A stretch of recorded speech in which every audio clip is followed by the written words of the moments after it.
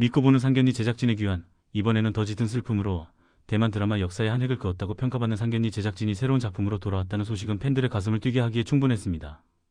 저 역시 그 소식을 듣자마자 시놉시스도 제대로 보지 않고 무조건 봐야겠다라고 결심했으니까. 상견니가 보여주었던 그 특유의 감성, 시간을 넘나드는 애절한 로맨스를 기대하며 첫 화를 재생했습니다.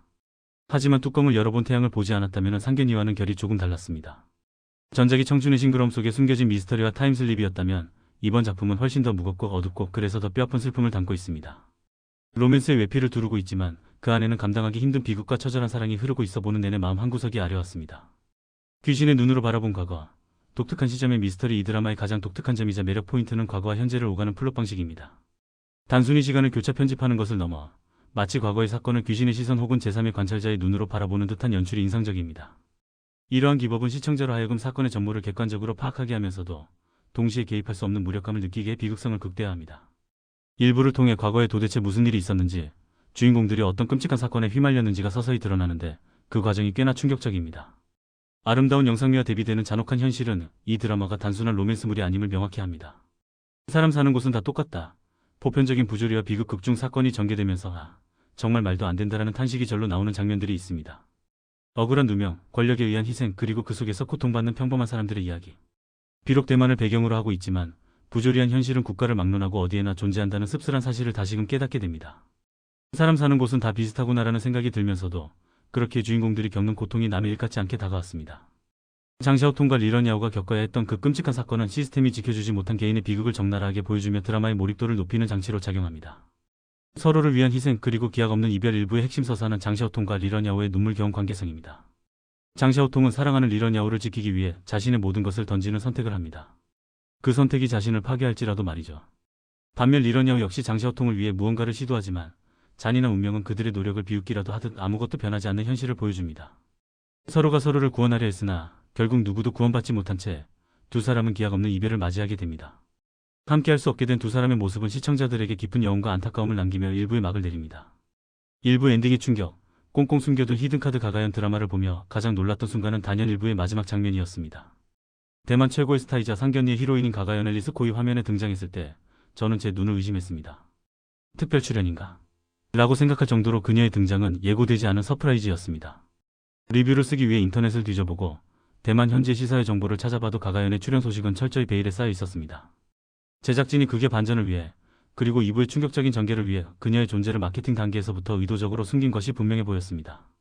그녀의 등장은 단순한 카메오가 아니라 이 드라마의 진짜 이야기가 시작됨을 알리는 신호탄이었습니다. 시각장애인 DJ 샤텐칭, 2부의 문을 열다 가가연이 맡은 역할은 시각장애를 가진 라디오 DJ 샤텐칭입니다.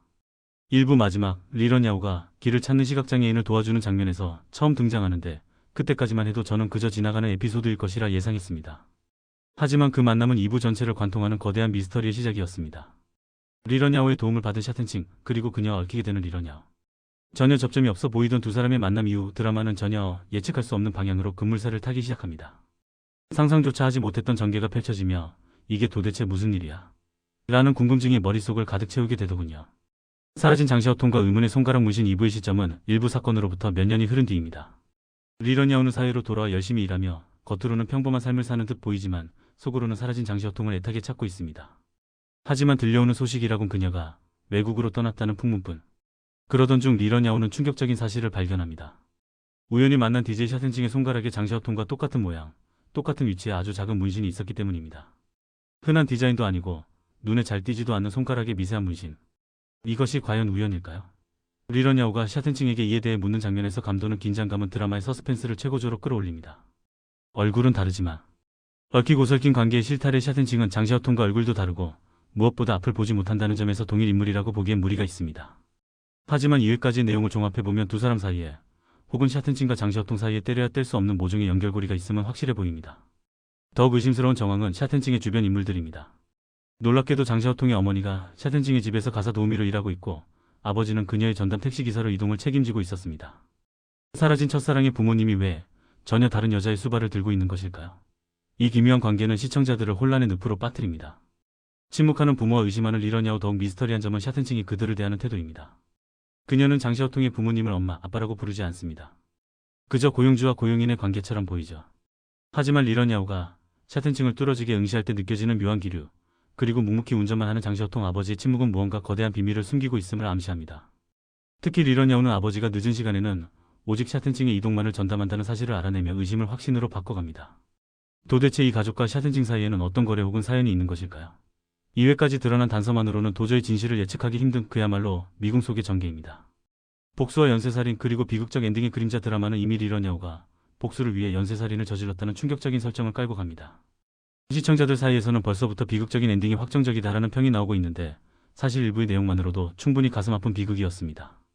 과연 장시호통과 샤든징은 어떤 관계인지, 리런야오는 왜 연쇄살인이라는 극단적인 선택을 할 수밖에 없었는지, 그리고 이 슬픈 미스터리의 끝에 무엇이 기다리고 있을지 궁금증이 꼬리에 꼬리를 묻니다. 확실한 것은 상견니 제작진이 또 한 번 시청자들의 영혼을 뒤흔들 명작을 탄생시켰다는 점입니다. 가가연의 등장으로 완벽하게 새로워진 2부 앞으로 남은 회차가 미치도록 기다려지는 이유입니다.